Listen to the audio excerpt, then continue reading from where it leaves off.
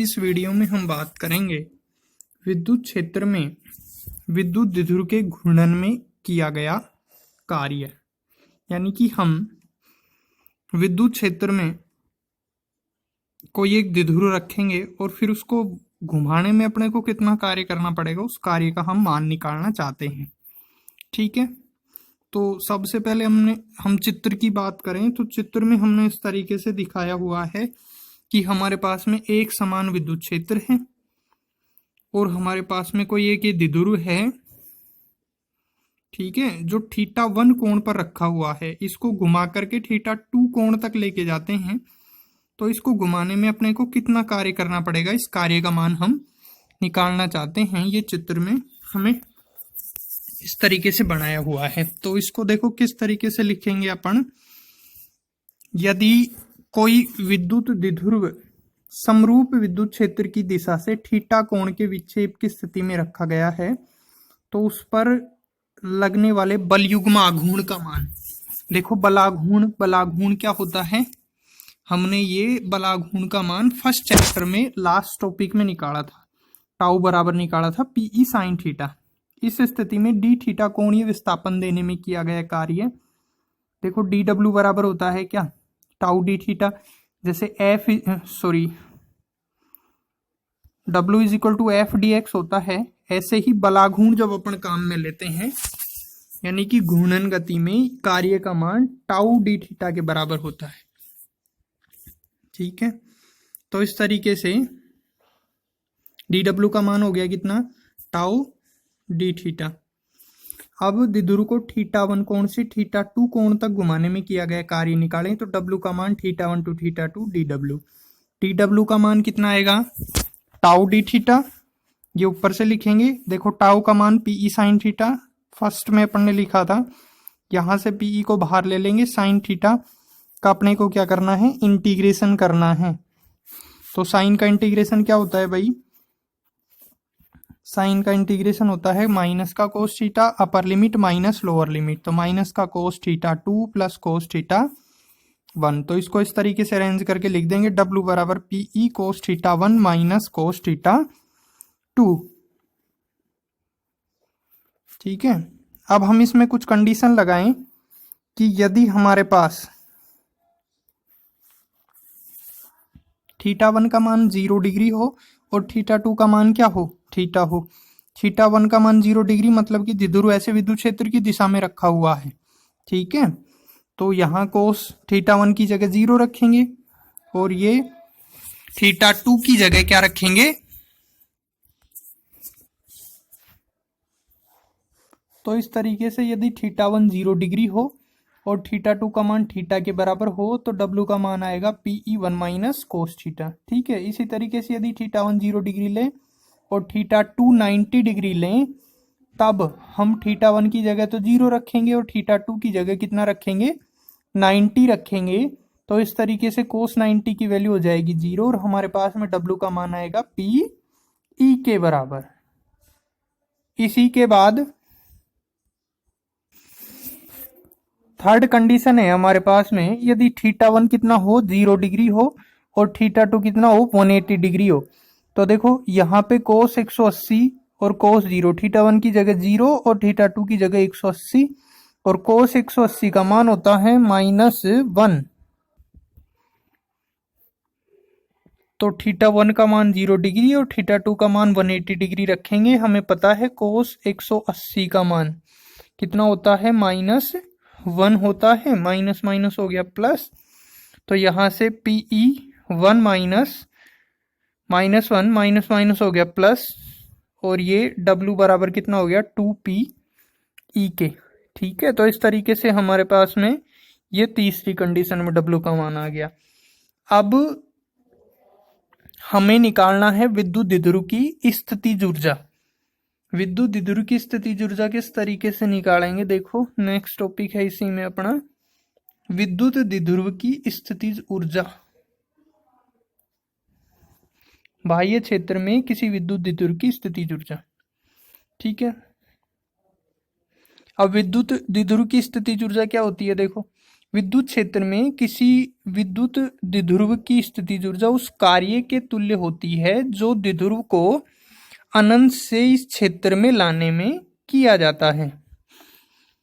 यानी कि अनंत से द्विध्रुव को विद्युत क्षेत्र में लाएंगे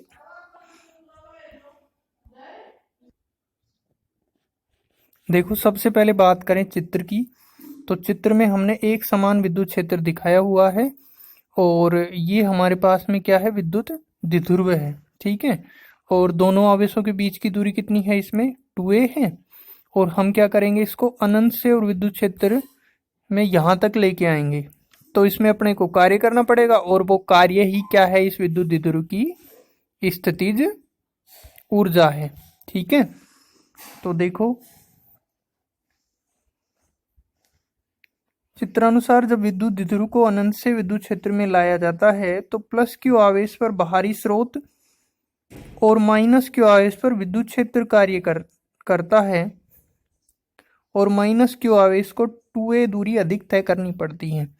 देखो, इसका कहने का क्या मतलब है, हमें पता है कि प्लस आवेश पर, धनात्मक आवेश पर बल लगता है विद्युत क्षेत्र की दिशा में और ऋणात्मक आवेश पर बल लगता है विद्युत क्षेत्र की दिशा के विपरीत।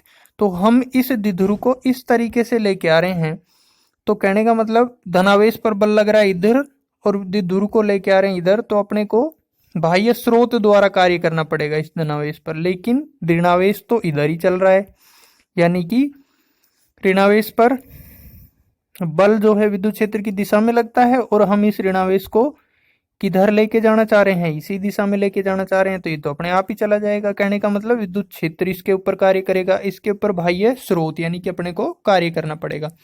इसी के साथ प्लस क्यू, ये माइनस क्यू है और ये क्या है, प्लस क्यू है, इन दोनों के बीच की दूरी है 2a। तो जब हम द्विध्रुव को विद्युत क्षेत्र में लाएंगे तो हमेशा इस क्यू माइनस क्यू को प्लस क्यू से कितनी ज्यादा दूरी तय करनी पड़ेगी, 2a ज्यादा दूरी तय करनी पड़ेगी। ठीक है, तो इस तरीके से अतः माइनस क्यू पर विद्युत क्षेत्र द्वारा किया गया अतिरिक्त कार्य, तो क्यू पर माइनस क्यू पर बल गुणा में 2a। देखो, आवेश पर बल E विद्युत क्षेत्र में क्यू आवेश पर बल कितना लगता है, QE, तो माइनस क्यू इंटू 2a। इस q इंटू 2a को एक साथ लिखा तो हमें पता है q इंटू 2a कितना किसके बराबर होता है, P के बराबर। P क्या है, विद्युत द्विध्रुव आघूर्ण, क्या है, विद्युत द्विध्रुव आघूर्ण। ठीक है, इस तरीके से तो W का मान कितना आ जाएगा, W का मान आ जाएगा माइनस PE के बराबर। यह कार्य क्या है, विद्युत द्विध्रुव की स्थितिज ऊर्जा है।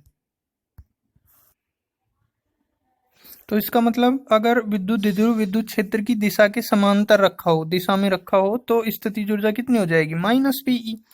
अगर इसी को अपन थीटा कोण पर रख दें तो अपने को क्या है, ये स्थितिज ऊर्जा यानी कि ये कार्य और प्लस में थीटा कोण पर घुमाने में किया गया कार्य जोड़ना पड़ेगा इसमें। तो द्विध्रुव को विद्युत क्षेत्र की दिशा से थीटा कोण पर विस्थापित करने में किया गया कार्य, इसको U2, इस कार्य को स्थितिज ऊर्जा U2 के बराबर मानते हैं। तो PE 1 माइनस कोस थीटा, ये पिछले डेरिवेशन से अपन ने लिखी है। तो विद्युत क्षेत्र में थीटा कोण पर स्थित विद्युत द्विध्रुव की स्थितिज ऊर्जा U1 प्लस U2 कर देंगे। तो U1 का मान लिखा माइनस PE, U2 का मान लिखा PE 1 माइनस कोस थीटा। देखो PE से PE कैंसिल हो गया, माइनस माइनस यहाँ पे ये कितना हो गया, माइनस PE कोस थीटा, अंदर मल्टीप्लाई करेंगे इसको तो ये कितना आ जाएगा, माइनस PE कोस थीटा। इसको अगर सदिश रूप में लिखना चाहें हम तो सदिश रूप में किस तरीके से लिख सकते हैं, देखो P विद्युत द्विध्रुव आघूर्ण, ये भी क्या है, सदिश राशि है। और हम बात करें विद्युत क्षेत्र की तो ये भी सदिश राशि है, इन दोनों का डॉट प्रोडक्ट के रूप में ये स्थितिज ऊर्जा हो जाएगी। थीटा कोण पर स्थित किसी विद्युत द्विध्रुव की स्थितिज ऊर्जा, ये E है, ये द्विध्रुव है, कितने कोण पर है, थीटा कोण पर। तो इसकी स्थितिज ऊर्जा का मान कितना आ जाएगा, ये इस तरीके से आ जाएगा हमारे पास में माइनस P डॉट E। अब देखो, यदि विद्युत द्विध्रुव P विद्युत क्षेत्र की दिशा के समांतर हो, यानी कि थीटा बराबर कितना हो, 0 डिग्री हो, तो U का मान कितना हो जाएगा माइनस PE के बराबर। और ये स्थिति क्या होती है, स्थायी संतुलन की स्थिति होती है। इस स्थिति में बला गुण कितना लगेगा, 0 लगेगा, क्योंकि विद्युत क्षेत्र की दिशा में संतुलन की स्थिति में है। दूसरी कंडीशन, विद्युत द्विध्रुव आघूर्ण और विद्युत क्षेत्र के क्या हो, के बीच में 90 डिग्री का कोण हो, लंबवत हो, तो थीटा इज इक्वल टू कितना हो गया 90 डिग्री, यानी कि द्विध्रुव रखा हो ऐसे और विद्युत क्षेत्र हो इस तरीके से, तो थीटा कितना हो गया 90 डिग्री हो गया। ठीक है, तो U का मान कितना आ जाएगा भाई, U का मान 0 आ जाएगा।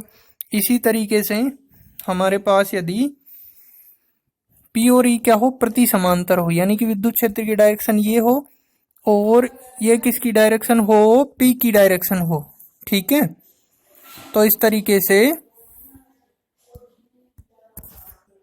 तरीके से विद्युत स्थिति ऊर्जा का मान कितना हो जाएगा, देखो थीटा की जगह 180 डिग्री रखेंगे, कोस 180 का मान कितना होता है -1। ठीक है, तो इस तरीके से माइनस माइनस क्या हो गया प्लस, तो U का मान हो गया PE। और ये जो स्थिति है ये अस्थायी संतुलन की स्थिति है। ठीक है, या अधिकतम अस्थायी अवस्था है ये। तो इस तरीके से ये था विद्युत द्विध्रुव की स्थिति ऊर्जा।